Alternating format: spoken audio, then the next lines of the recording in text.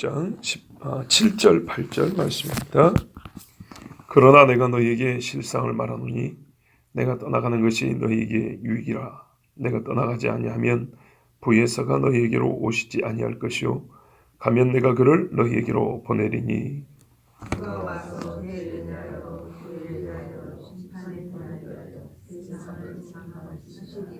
아멘.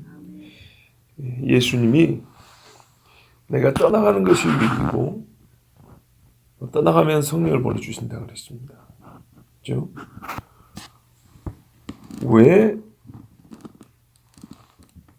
떠나가는 것이 유익일까요? 이 떠나간다는 말은 제자들하고 분리되어서 아버지께로 올라간다는 얘기인데요. 이 말에는 전제가 있습니다. 예수님이 죽어야 되는 거죠. 아직 안 죽었을 때 하신 말씀이기 때문에 내가 죽는 것이 유익이란 말이 포함이 된 겁니다. 그러니까 내가 너희를 떠난 어디로 갑니까? 지금 십자가 지로 가죠. 내가 너희를 떠나서 십자가 지로 간다. 그리고 보면 그 다음에 가면 이렇게 돼 있죠. 가면 이거는 내가 아버지께로 고 간다 그 말입니다. 너희에게서는 내가 분리되어 떨어져 가고 대신에 아버지께로 간다. 아버지 옆으로. 너희에게서는 떠나면 내가 아버지 옆으로 간다. 이 사실에는 예수님의 죽음에서부터 승천까지가 다 포함된 겁니다. 그럼 예수님의 죽으심과 승천까지를 싹 이렇게 모아서 한마디로 말하면 속죄 사역의 완성입니다. 속죄 사역이 완성되면 우리의 구원이 시작이 되고, 그렇죠? 성취가 되죠. 그 예수님이 다시 오시면 그 구원이 최종 완성이 되어버리죠. 더 이상 마귀의 유혹도 없고 죄를 짓지도 않냐고. 그렇죠. 이렇게 되는 겁니다. 이게 자 쓰는 용어를 잘 보셔야 돼요. 속죄 사역의 완성입니다. 히브리서 말씀하신 대로 피를 가지고 지성소로 들어가는 겁니다. 하늘 지성소로. 대제사장이 양 잡아서 제사 지는 일이 완성, 끝이 딱 나면 어떻게 됩니까? 그걸 어떻게 우리가 아냐면 그 향이 하늘로 올라오면 하나님이 받았다라는 증거를 가지고 제사장이 나오죠. 그럼 어떻게 되죠? 제사장이 속죄사역이 하나님께 받으신 바 되었다. 그러므로 백성이 기다리는데 백성들이 눈 빠지게 기다리는데 거기 가서 어떻게 말해요? 축복을 해주잖아요. 여호와께서는 그 얼굴을 내게 비추시며 이게 된다고요. 근데 하나님이 속죄사역을 안 받으면 여호와의 빛이 너에게 비추면 고사하고 대제사장도 자기 부정으로 말미암아 죽을 수도 있어요. 맞습니까? 바로 그거거든요. 내가 아버지께로 가야 한다는 것은 그래야 너에게 유익이란 말은 기본적으로 전제 사실은 뭐냐면 내 속죄의 사역이 아버지께 받으심이 된다는 말이에요. 그래야 너에게 유익이라는 거예요. 속죄 사역이 있어야 하고 그걸 아버지가 받아야 하고 그리고 그 받았다는 것이 뭐냐면 내가 아버지께 받아들여진 바 돼요. 그러니까 십자가 있을 때는 죄인이라고 어찌하여 나를 버리시나이까 그랬죠.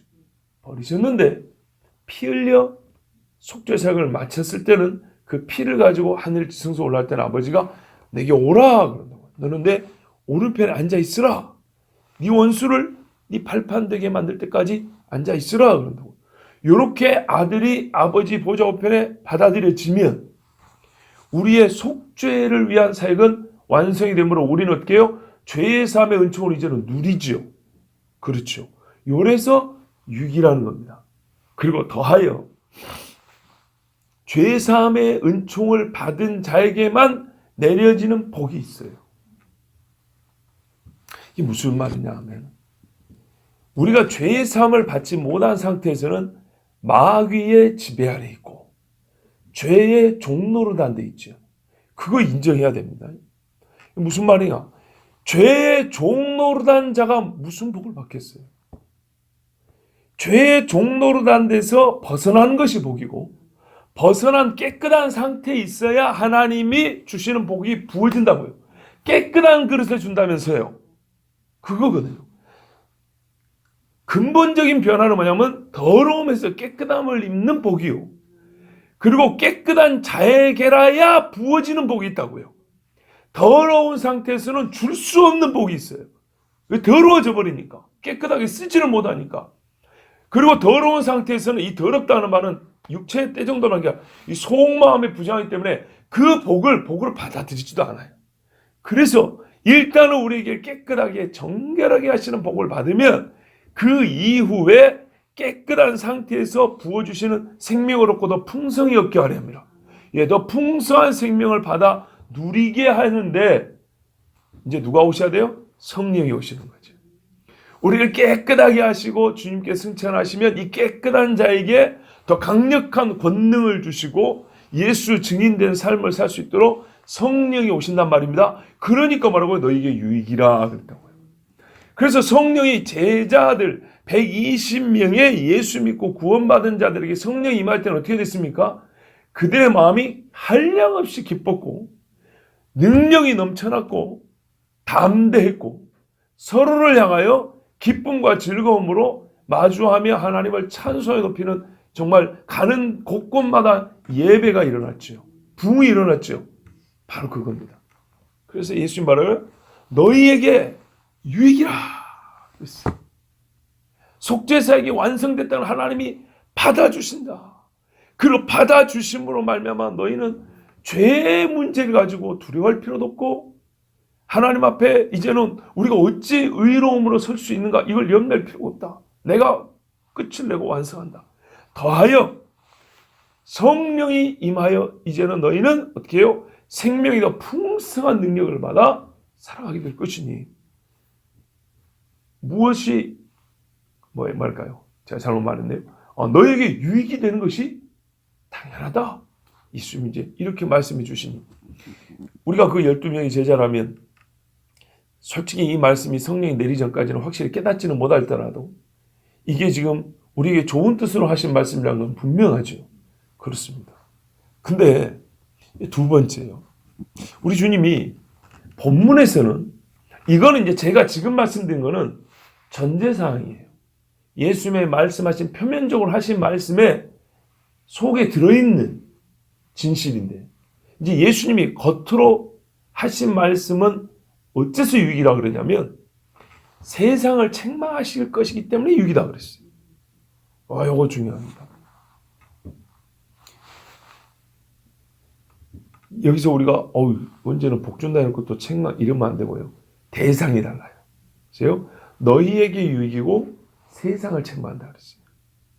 사도행전에 성령이 내렸을 때 혹은 성령을 감지했을 때 두 부류의 사람과 두 반응입니다.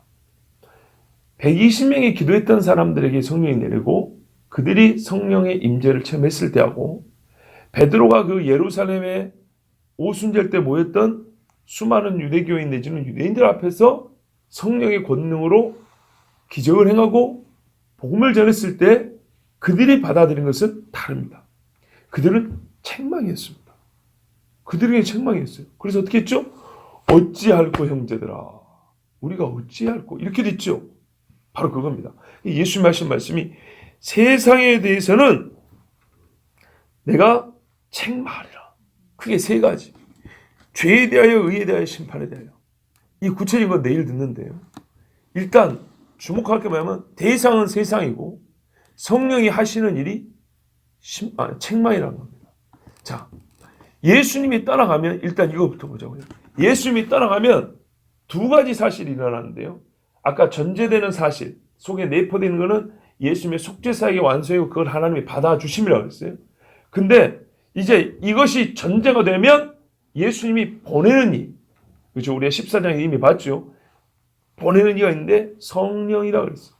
성령이 보냄을 받고 이 땅에 오면 하시는 일은 보혜사의 직무를 감당하는데 이 보혜사는 다른 보혜사를 했으니 예수님이 본래 보혜사 직무를 했고 예수님이 하실 일을 그대로 한다는 거예요. 근데 차이가 있다면요. 이제는 영으로 하신다고요. 그때는 육으로 하셨고 영으로 하세요. 이거는 신성의 차이를 말하는 게 아니고요. 이게 이해를 하기는 아주 간단해요. 존재의 양식의 차이예요. 육체와 영이에요. 이 양식의 차이에서 오는 결과의 차이지 신성의 차이라든지 사역의 본질의 차이가 아니에요. 똑같이 회개하는 자들을 아버지께로 인도하시고 죄에 대해 책망하시는 건 똑같죠. 예수님도 그렇고 성령도 똑같이 합니다. 다만 예수님은 육을 갖고 하셨기 때문에 말 그대로 육의 한계가 있는 거예요. 육의 한계. 편재가 불가능해요. 편재. 여기도 있고 저기도 있고 이게 불가능하다고요. 이해되시죠? 예. 성령은요.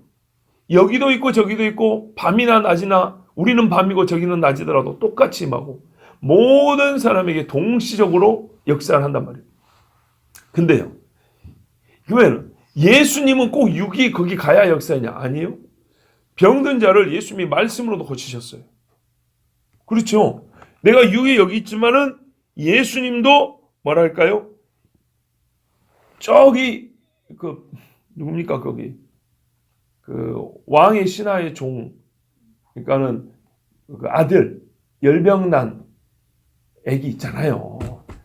아니 우리 아들이 병이나 죽게 되었습니다 하니까 백부장인가요? 뭡니까? 내가 가서 고쳐준다니까. 오지 마십시오. 말씀만 하십시오. 그렇죠? 육은 여기 있는데 이렇게 역사하신다고요. 그렇죠? 그렇게 하셨어요. 그렇게 하셨지만 그 먼 곳에 함께 하진 않으셨어요. 여전히 몸은 여기 있었어요. 권능으로 고치긴 하셨어요. 근데 성령이 임한다는 게 뭐냐면 임재를 함께 느끼는 거예요. 임재를. 우리 집에서 내가 하나님의 임재를 경험하고 여러분 가정이나 사업장에서 계시는 그곳에서 임재를 경험하는 거예요. 함께 한다. 여기 계시다. 바로 여기 계시다. 그러니까는 예수님이 육체일 때는 권능으로 역사한 것이지 예수님의 임재는 여기 그대로 계신다고요. 무슨 말 이해되시죠?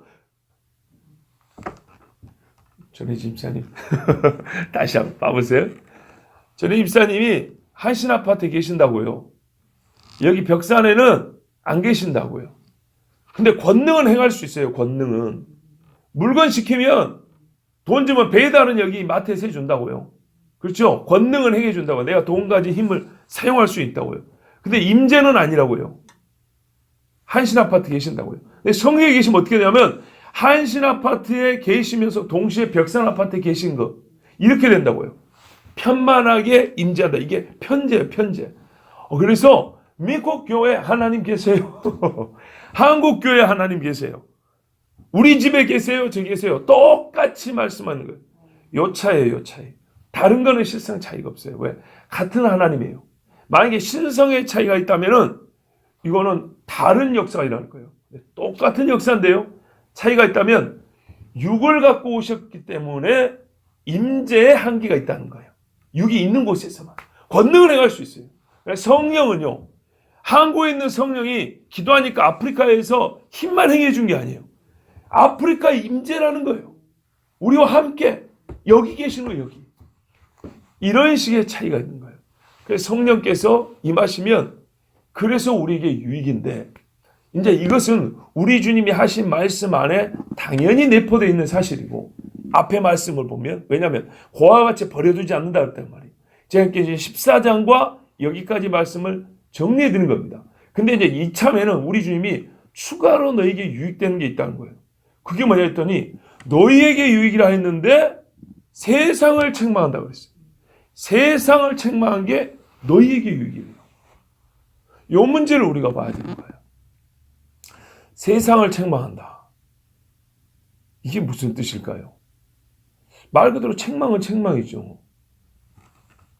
책망은 책망인데 우리 속의 양심이 내가 잘못했어 이렇게 느끼게 한다는 말인가요? 아니면 양심이 느끼든지 못 느끼든지 간에 그냥 객관적으로 이 책망을 그러니까 선포를 해버린다는 얘기인가요? 사실은 이 두 가지 나눠볼 수 있습니다. 보십시오. 베드로가 유대인들에게 설교를 할 때 그랬어요. 그들이 느끼든 못 느끼든 뭐라냐면 너희가 이방인의 손에 넘겨주어 십자에 못 박은 예수를 하나님 살렸다면서 너희가 예수를 죽였다고 공개적으로 선포를 해버렸어요. 꾸짖음이죠. 그랬더니 그 중에 어떤 이들은 좀 미친놈 아닌가?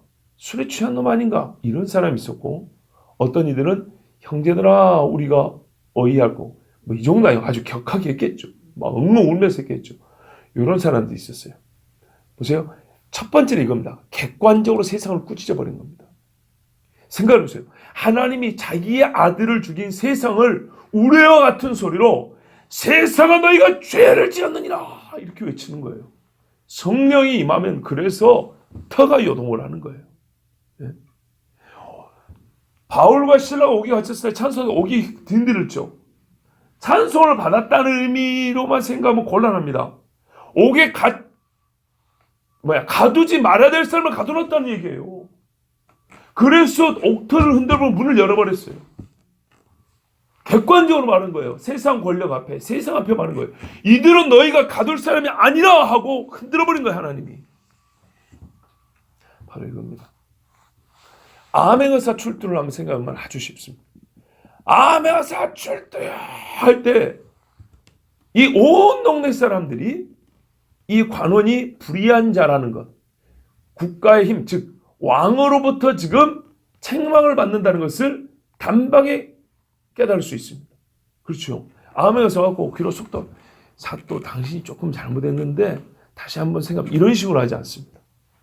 이 엄청난 죄를 지은 걸 비리를 다 조사한 다음에 몽둥이 들고 암행어사 쪽으로 소리를 지르면서 옵니다. 이 사또가 그 다음에는요 자기의 죄를 이실직고 하든지 안 하든지 이건 그 다음 차원이고 일단 어떻게 해요? 온 동네가 떠들썩하게 암행어사가 이 동네에서 죄를 발견했다는 것을 공개적으로 외쳐버립니다. 성령이 그렇게 하십니다. 각 나라와 민족의 죄를 이렇게 성령이 세상 이 공기 중에다가 외쳤고 퍼뜨려버립니다.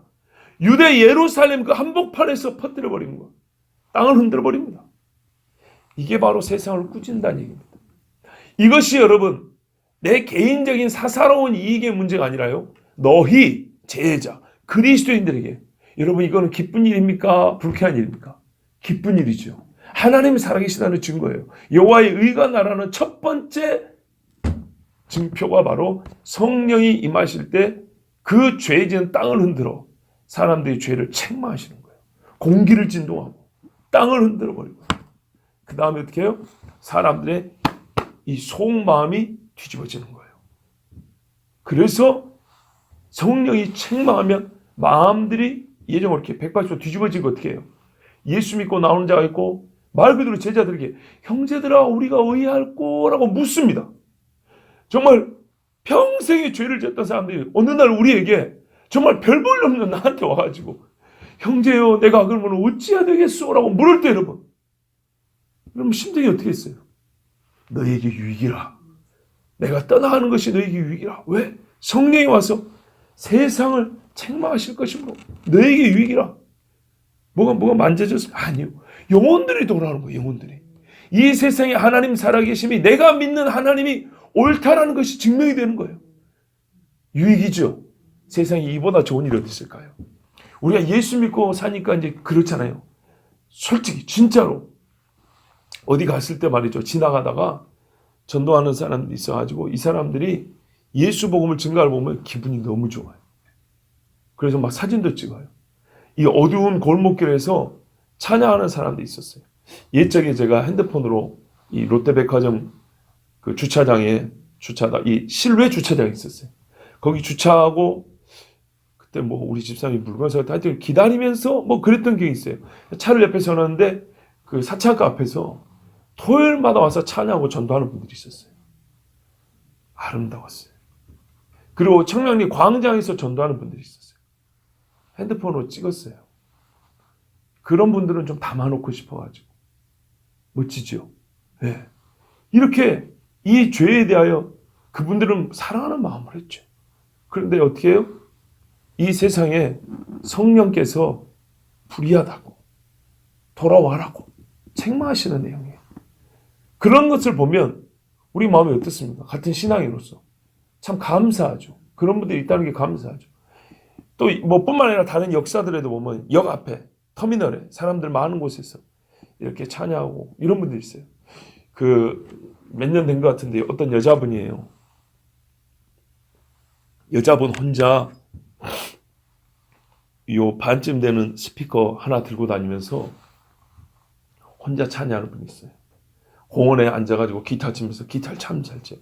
혼자서 막 찬양하면서 예배하는 분이 있고요. 또 술집 많이 있는 데 있죠. 사람들 막 술 취하던 그 길 한복판에 참 여자분 혼자 이렇게 위험할 수도 있겠는데 조그만 스피커 하나 놓고 거기서 막 찬양을 해요. 혼자서 몇 년 동안.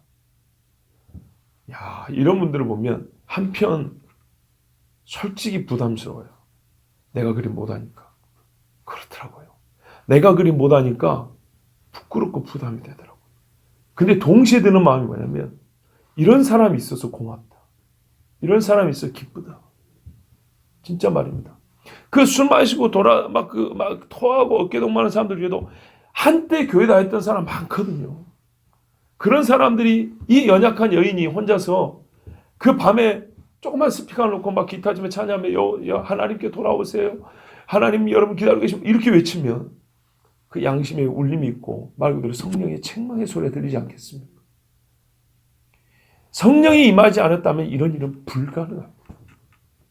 있을 수가 없습니다. 우리는 세상에서 그리스도 예수를 증거하는 소리를 들을 수가 없습니다. 내가 그렇게 말할 수가 없습니다. 유익이지요. 이런 일들이 다 유익이죠. 이게 바로 성령이 오셔서 하는 일입니다. 세상을 책망하시리라. 14장 17절에 그는 진리의 영이라 세상은 능히 그를 받지 못하나니. 책망의 대상은 세상입니다. 그를 받지 못합니다. 성령을 받지 못합니다. 그 받지 못하는 세상의 그 악한 본질, 그 성질에 대하여 책망을 하십니다.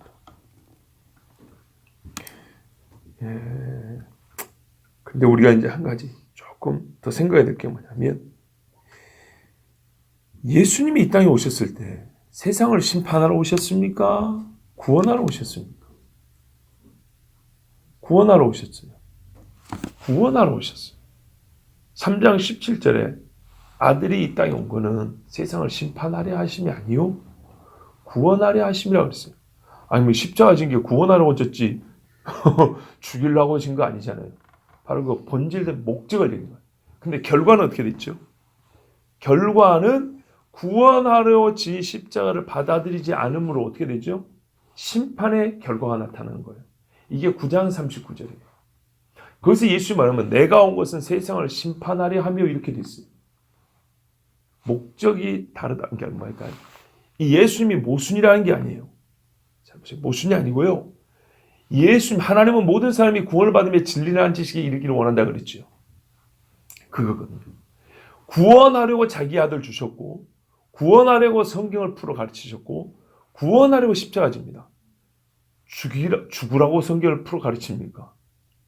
너는 죽어라 하고 십자가를 지면 누가 죽는 모양이죠. 그게 아니죠. 그런데 어떻게 해요? 결과적으로는 우리 주님의 의도한 바는 구원이나 결과적으로는 어떻게 하죠? 그거를 믿느냐 믿지 않느냐에 따라서 어떤 얘기는 심판의 결과가 오는 거예요. 그렇죠. 근데 하나님의 공의는 어떻게 해요? 받지 아니하는 자는 심판에 이르는 것이 또한 하나님의 공의의 뜻이란 말이에요. 성령이 하시는 일이 이거예요. 봐보세요. 그래서 제자들과 세상이 다르다는 거예요. 예수를 믿고 있는 자들에게 성령이 기름 부어 정말 그 머리 위에 임재할 때는 권능이 되었고요. 불신자들에게 성령이 임할 때는 최초의 머리로 책망을 합니다. 그러면 책망을 하면 어떻게 되죠? 그 중에 어떤 일은 어이할고 나오고 그 중에 어떤 일은 저를 받지 아니하나 받지 못하나니. 그래서 성령의 역사를 거부할 뿐만 아니라 성경의 말은 성령을 회방하기까지 가는 겁니다. 그러면 결과는 어떻습니까? 본래 의도는 성령이 오셔서 책망하는 의도는 각 사람으로 하여금 우리 이 세상에 있는 죄를 공개적으로 드러내며 그 죄의 주체인 나를 주께로 회개하여 인도케 하고자 함이나 이거를 받아들이지 아니하면 어떻게 됩니까? 바울이 가서 복음 전하는 데마다 쫓아왔던 유대인들이라든지 그 빌립 집사를 빌립 사도죠. 순교케 하고 또 누굽니까? 스데반을 죽게 만들었던 그들과 같이 만약에 그런 식으로 하면 그들에게 임하는 건 뭘까요? 그렇죠. 심판이죠. 이렇게 되는 겁니다. 심판에는 죄의 선고로서의 책망입니다. 여러분, 그렇다면 우리는요, 성령으로부터 최초의 책망을 받고 예수를 믿게 된 것은 맞습니다. 그러므로 이에 우리는 감사합니다. 이렇게 된 사람들은 계속 성령이 함께 하심을 어떻게 하면 권능을 받습니다. 권능을 받고 그리스도의 제자로 살아갑니다. 그런데 그렇지 못한 자들을 성경은 세상이라고 합니다. 그 세상은 성령께서 책망하여 구원하고자 하는 뜻을 거스름으로 그 책망이 심판의 선고까지 가버리는 겁니다. 그렇죠. 우리가 보고 있는 바입니다. 이게 세상에서 지금 일어나고 있는 일입니다. 지금이 아니라 언제든지 항상 그렇습니다. 그러니까 성령께서 우리를 꾸짖어 말씀하시는 의도를 알아야 되고요. 그건 보세요. 예수님이 이 땅에 하시면 똑같이 한다니까요. 예수님이 이 땅에 오셔서 각 사람들에게 가르치시고 꾸짖을 때는 죽어라가 아니고 살으라고 한 겁니다. 살으라고 했는데 그것을 받아들인 사람들에게는 진짜 사는 역사가 있었고, 자기들의 죄가 악함으로 어둠을 사랑함으로 거부한 자들은 의도와 다른 결과적으로 심판이 임한 겁니다. 그래서 너희는 어떤 일은 이미 생명으로 옮겨졌느니라, 어떤 일이 이미 심판을 받았느니라, 이렇게 말씀한 것이 바로 그것입니다. 근데 이것이 왜 우리에게 유익입니까? 자, 세상을 향하여 책망하시는 것이 왜 제자인 너희에게 유익입니까? 남들이 잘못되는 것이 기분 좋으니까 유익인가요? 그것이 아닙니다. 그것이 다름이 아니라 예수님께서 이 땅에 계실 일을 동일하게 우리가 지금도 똑같이 보고 있는 것이 되는 거죠. 하나님께서 하신 모든 말씀이 성취되어 가는 것을 보는 것이고, 그리스도 보혜사였던 그리스도를 영으로서 지금도 우리가 함께하고 있다는 것을 보는 것이기 때문에 유익한 것이고, 이 말은 곧 하나님이 살아계시고 하나님의 최종 섭리가, 그러니까는 처음 말씀하신 그 언약이 계속 성취되어 가고 있다는 것을 우리가 보면서 살고 보면서 살아가기 때문에 우리에게 유익이라는 겁니다.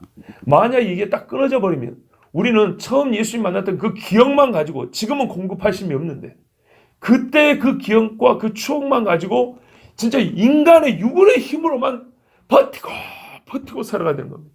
근데 그게 아니라 성령 하나님 예수님이 처음 우리를 만나실 때 그 해주셨던 일이 지금 육은 보이지 않는데 다른 사람에게 여전히 똑같이 나타나고 있는 거예요. 아, 우리 주님이 지금 함께하고 계시구나. 이걸 보면서, 그러니까 또 나 혼자만 하는 게 아니라 그 영이 역사하는 그 가운데 동역을 하면서 우리가 살아가고 있단 말이죠. 그러니 제자들이 이것이 유익이 아니고 무엇이겠습니까? 그리고 이 모든 제자들의 삶과 그 그리스도의 증거 사역이 내 힘으로 하는 것이 아니라 성령의 역사함으로 이게 되는 거구나. 이렇게 우리가 보면서 살아가니 제자들에게는 얼마나 이게 큰 유익이 되겠습니까? 그런 차원에서 우리 주님이 내가 너희를 떠나 아버지께로 가는 것이 유익이다. 왜? 내가 너희를 떠나 아버지께로 가면 성령은 아버지에게서 떠나 너희에게로 오리라. 그는 곧 진리의 영이라. 보혜사라. 내가 너희와 함께 있었을 때와 같이 똑같이 너희와 함께하여 일을 행하시리니 너희에게 유익이라. 거기다가 더하여 존재 양식이 나는 육으로 너희와 함께 있었으나 그는 영으로 하시는데 체험은 똑같은 거예요.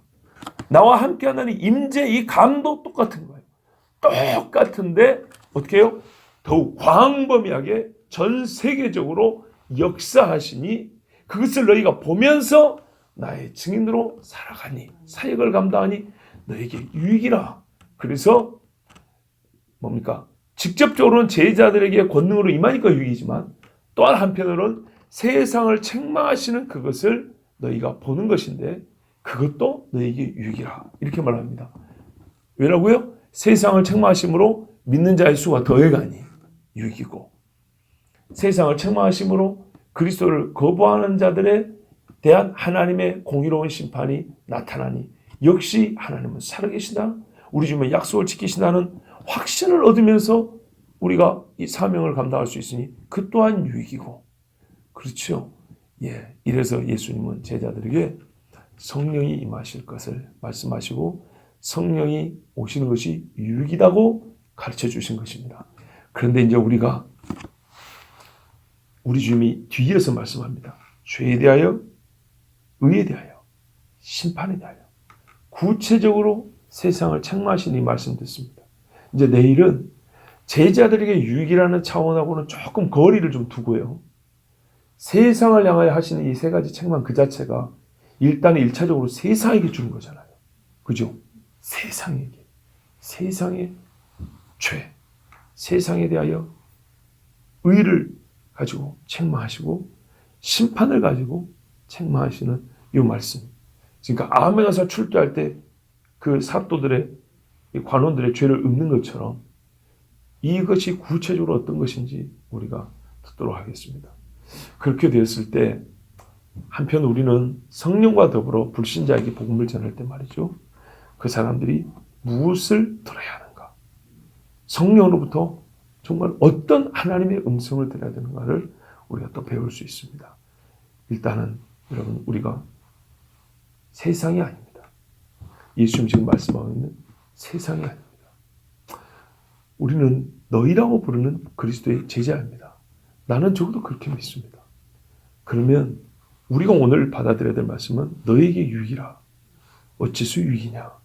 이 말씀을 잘 들으시는데 세상을 향한 책망의 구체의 내용은 내일 듣지만은 우리에게 유익이라는 것이 세상을 향하여 성령이 책망하시는 것도 이런 차원에서 우리가 유익이구나. 혹 내가 살면서 이것은 유익이라고 혹시 생각을 못했다면 이것이 우리 주님이 우리에게 주시는 복이구나. 어떤 의미에서요? 속죄를 받은 자에게만 줄 수 있는, 속죄를 받아 깨끗하게 된 자만 지각하고 느낄 수 있는 그런 유익 복이구나. 그래서 감사하고 주님 앞에 또 함께 기도하는 시간이 되길 바랍니다. 기도하겠습니다. 하나님 아버지 감사합니다. 오늘 주님 앞에